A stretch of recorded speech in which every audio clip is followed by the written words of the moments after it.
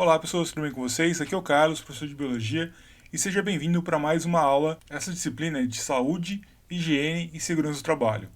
Até agora nós falamos bastante sobre saúde, como o nosso corpo funciona, o sistema cardíaco, o sistema respiratório, os ossos, músculos, e a partir do próximo ciclo, o professor Sérgio vai trazer a parte de segurança no trabalho, com as regras de segurança, as NRs e tudo mais. Então, está faltando falar de alguns assuntos. Em todas as aulas desse ciclo, nós vamos falar de assuntos relacionados à higiene. Mas o que é higiene?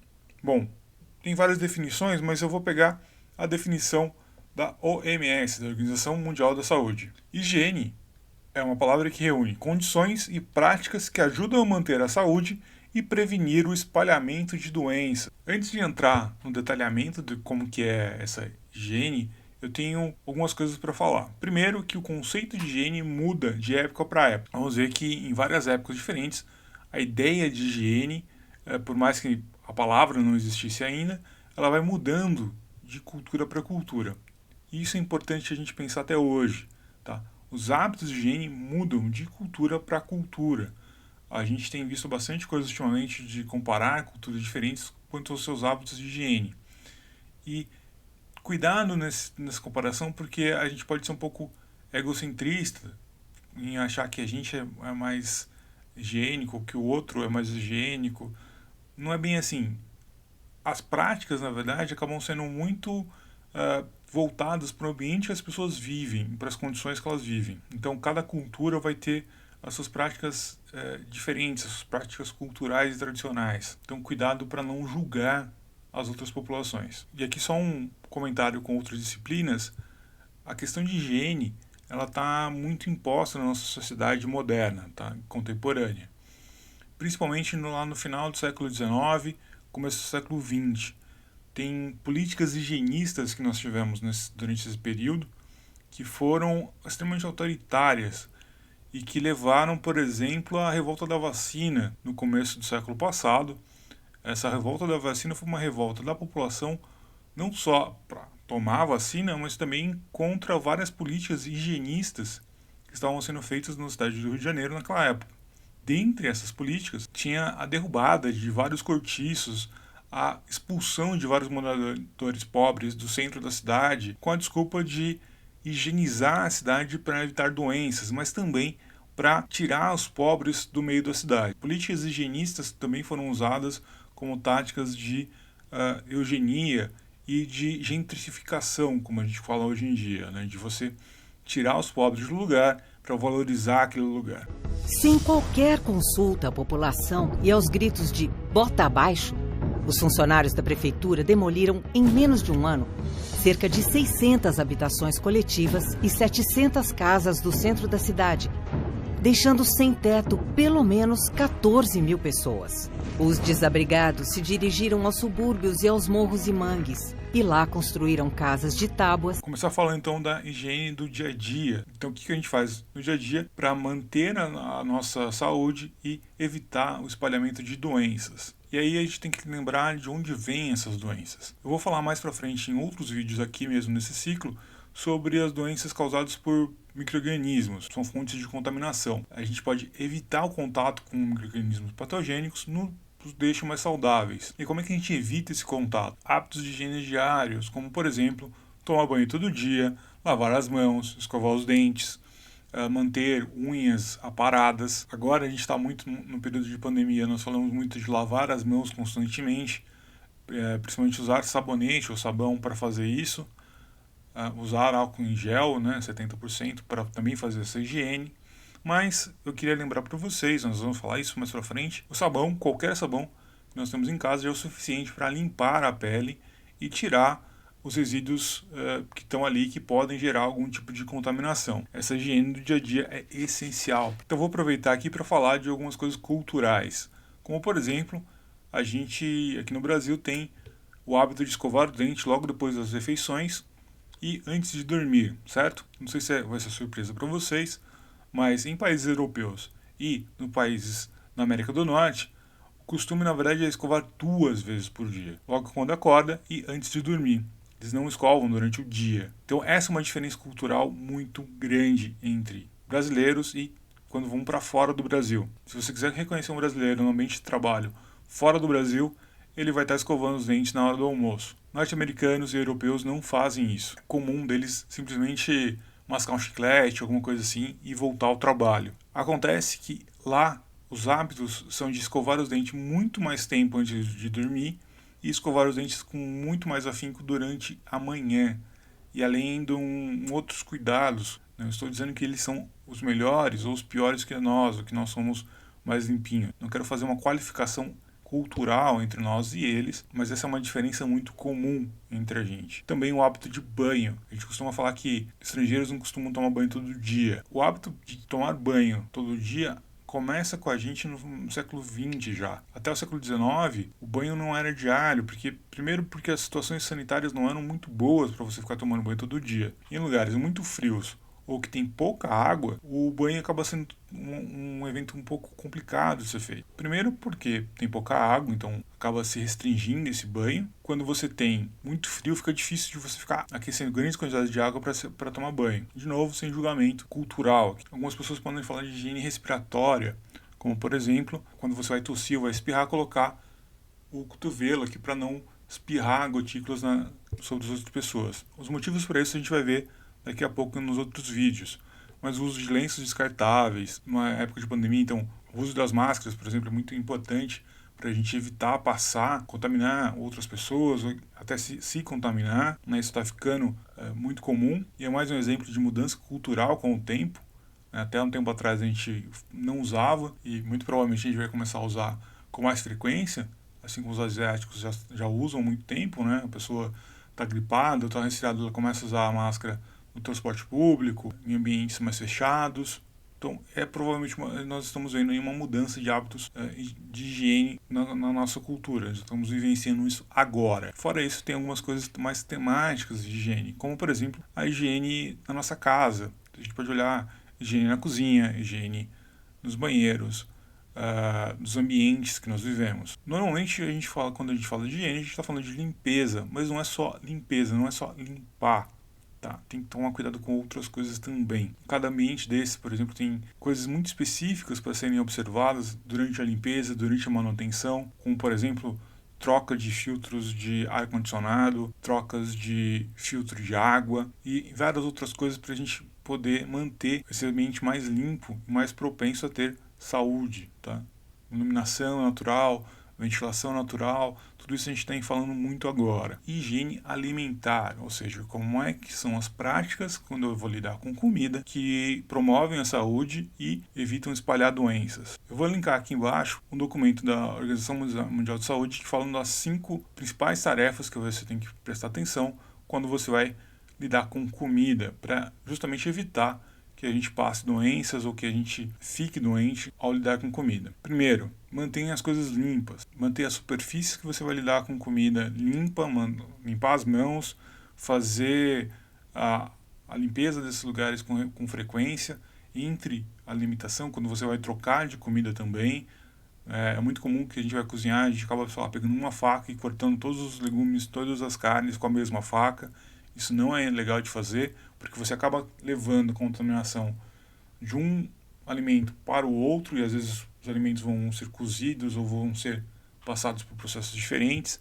Então, tem o costume de manter essas coisas limpas, de lavar a superfície durante o processo de manipulação, separar os alimentos crus dos que já estão cozidos. Esse também é um erro muito comum.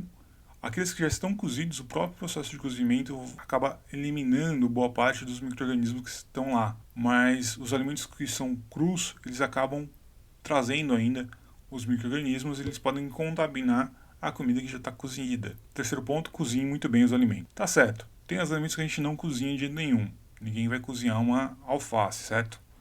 E é isso mesmo, tem legumes, vegetais que a gente não tem como cozinhar. A gente acaba lavando muito bem, desinfetando muito bem. Aqueles que a gente cozinha, e principalmente aqueles que são proteína animal, como ovos e carnes, a gente tem que cozinhar eles muito bem. Porque eles são fontes muito comuns de contaminação por bactérias, por protozoários e principalmente por vermes. E cozinhar muito bem vai depender muito do tipo de fonte que você está usando, ou seja, se eu estou lidando com ovo, estou lidando com carne de porco, carne de frango, carne de boi e por aí vai. E aqui vem um aviso. E sim, aquela gema molinha do ovo, ela não foi cozida direito, por isso que ela está molinha. E aquilo ali é uma fonte sim de contaminação. Então, comer o ovo com gema mole é sim uma atividade que pode te trazer uma doença, como por exemplo a salmonela. Outra coisa que a gente costuma fazer e erra bastante é comer carne muito mal passada ou carne crua. E também é uma fonte de contaminação muito comum que deve ser evitada. Como eu disse há pouco, isso mexe um pouco com o nosso dia a dia, com os hábitos que nós temos, com a cultura que nós temos, principalmente familiar. Mas é isso que eu teria que falar para vocês. Cuidado então quando for comer uma gema mole de um ovo ou uma carne muito mal passada ou crua, né? Ou alimentos principalmente de origem vegetal que são crus, ok? Quarto ponto é mantenha temperaturas seguras dos alimentos. O que eu quero dizer com isso? Quando você cozinha um alimento, você eliminou boa parte dos micro-organismos que estavam lá. Mas se ele ficar muito tempo depois de cozido na temperatura ambiente, os micro-organismos voltam a crescer. Nós vamos falar isso mais para frente. Então, não deixe ele por muito tempo, mais de 1 hora ou 2 horas sem refrigeração. A mesma coisa é refrigerar rapidamente os alimentos, não deixar com que eles esfriem na temperatura ambiente para depois colocar na geladeira, ou o contrário, né, você descongelar alimentos à temperatura ambiente. Isso é prejudicial, porque como é um processo muito demorado, você acaba tendo o crescimento ali de micro-organismos. Descongele os alimentos dentro da geladeira ou então com micro-ondas. Mas principalmente preste atenção na temperatura que você mantém esse alimento. E a última dessas 5 dicas é: use água e matéria-primas de fontes seguras, ou faça com que elas sejam seguras. Não adianta nada você limpar, tomar todos os cuidados que a gente falou até agora, mas a água que você está usando para cozinhar não é uma água limpa, não é uma água potável. Ela tem alguma contaminação, às vezes na caixa d'água, às vezes pelo próprio cano. Então, toma cuidado com a fonte dessa água.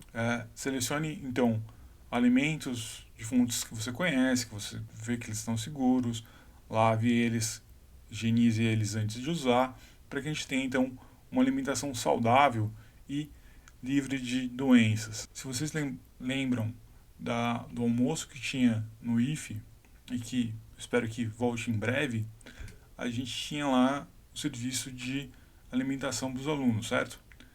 E ali, vira e mexe, vinha uma funcionária da equipe de cozinha para, por exemplo, medir a temperatura da comida ali onde vocês estavam se servindo.